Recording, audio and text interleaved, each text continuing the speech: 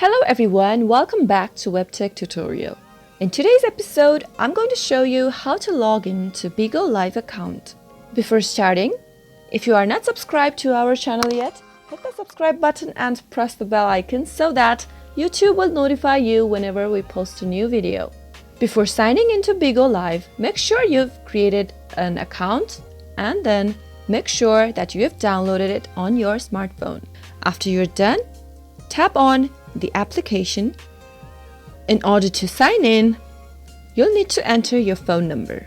Select the country code from the drop-down menu and then, after you're done, enter your valid phone number. You can even sign into Bigo Live with Facebook, Google, or Twitter account. After entering your mobile number, tap on the next button and enter the password to your account.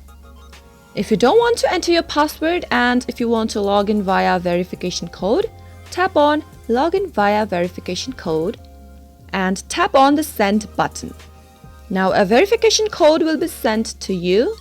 Enter the code and then as soon as you do that, tap on the next button.